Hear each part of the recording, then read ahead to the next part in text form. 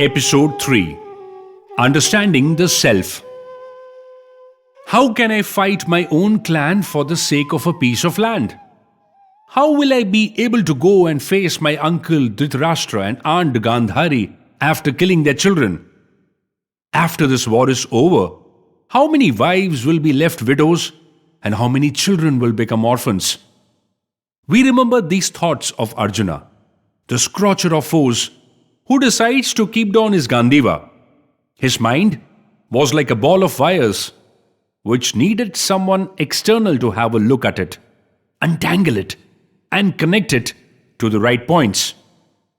Now Krishna calms Arjuna's thoughts in a single moment. What is it that you fear will get destroyed? Isn't destruction a naturally occurring phenomenon of nature?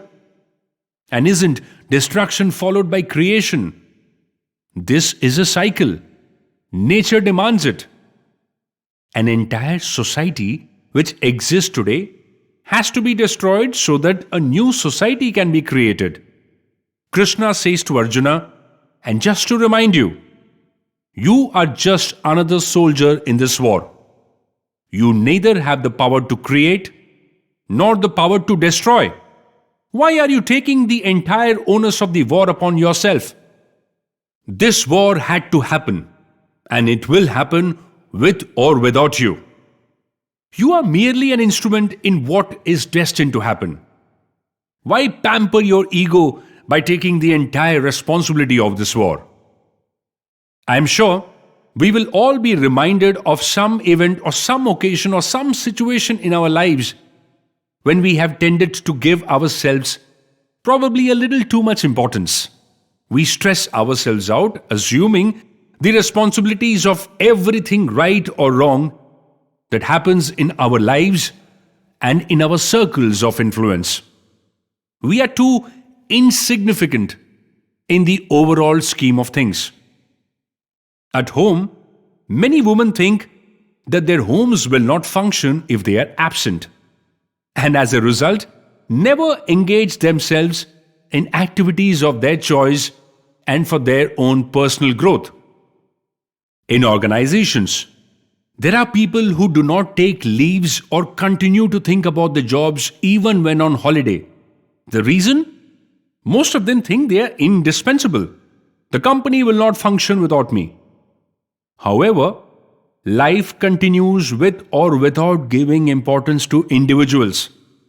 To give an example, when Steve Jobs, the founder of Apple, died in 2011, the question that everyone had was, will Apple continue with the same growth story? Well, to answer that question, today Mr. Jobs is no more, and the Apple stock has moved from $11 to $130 in the last 9 years. Similar is the growth story of Reliance Industries, started by Mr. Dhirubhai Ambani, and so many other companies which are growing without their respective founders. In this chapter of the Bhagavad Gita, Lord Krishna talks about the Atma. This chapter is called the Sankhya Yoga, meaning study of the self. Atma comes from the word Paramatma, which means the Supreme God. So when God created humans, He gave a part of Him, the Atma or the single atom, to reside in every single human being. Atma is nothing but a part of God Himself. Hence, knowing one's own self is as good as knowing God. The taste of the ocean is not different from the taste of a single granule of salt. And hence, to understand one's own self and the purpose of one's existence is not possible without understanding the God residing inside each person. So what is Atma? What is the purpose of this soul? How does the soul travel? When will the soul perish? What happens to the soul after it leaves the humanly body?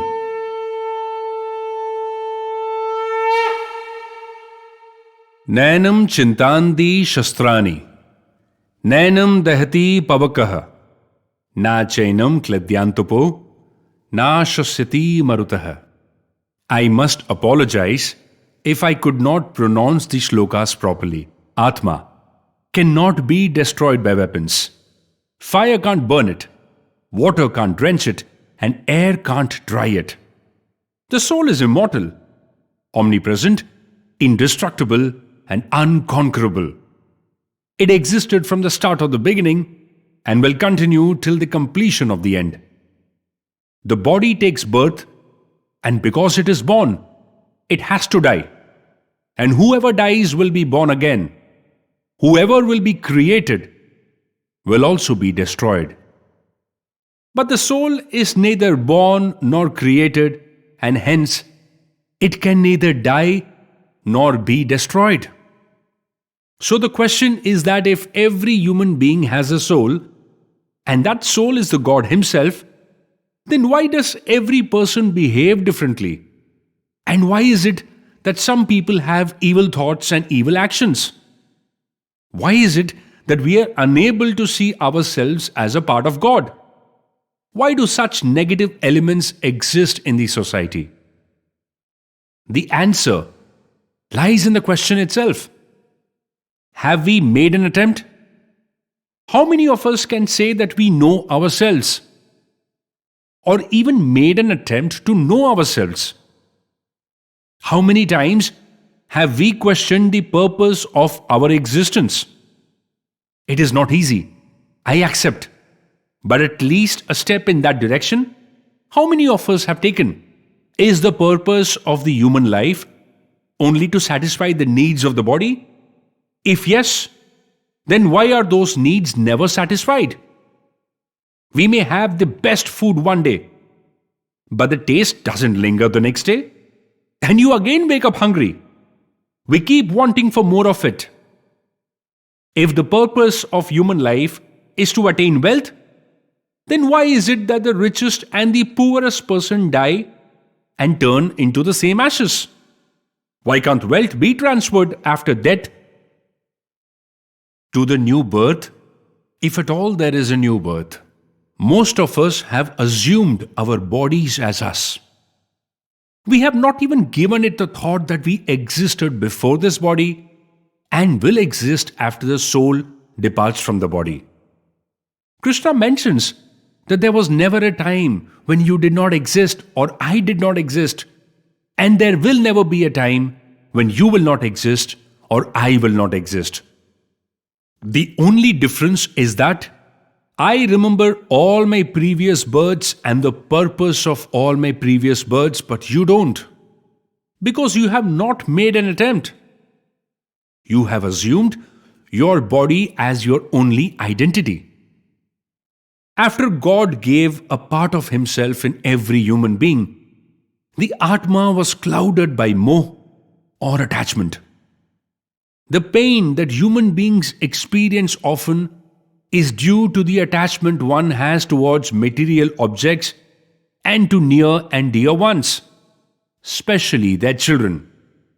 Another classic example is that of a car that is owned by an individual. Whatever be the brand of the car and the amount of money the person has spent on the car to decorate it or make it comfortable, however attached they may be to the car, they leave it behind in the parking space and cannot take it inside the house. The Atma forgets where it came from and why it has been sent to this body. The purpose of human life is to realize this Atma residing inside.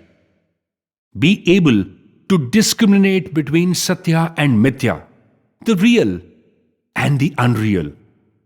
The only objective of the soul is to look beyond these clouds and recognize itself as a part of God.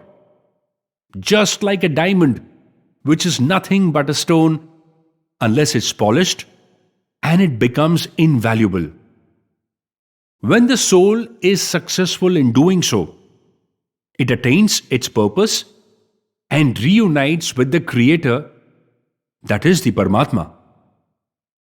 The polishing of the soul or Atma has to be done by individuals by getting rid of the negative traits. But it is not an easy task to recognize ourselves as Atma, and hence the repetition of the cycle of births. It is like taking multiple examinations to pass and move on to the next level. The final level of attachment of moksha, when the soul no longer needs the body to realize that it is a part of the Paramatma. And for this journey, the soul simply uses the body to travel. Like we change our old clothes and put on new clothes, the Atma simply changes its bodies. On the battlefield of Kurukshetra, Krishna tells his conflicted friend and now his disciple, with this perspective, if you start seeing this world and this war, then there will be no reason for you to have this grief, my friend Arjuna. Whether it is your Pitama Bhishma or Guru Dronacharya, they are not what you see them as. They have only used these bodies temporarily and will move on to a new body after the war, where they will not have to fight from the wrong side or bound by their attachments. In that new body, their chances of attaining moksha will be much higher. Hence, you are only helping their souls in their journey. So do not worry about the end result or outcome of the war. You need to fight this war with a detached state of mind. You need to fight like a Kshatriya fighting for justice. You need to realize you have simply been chosen as a mere instrument in this noble cause.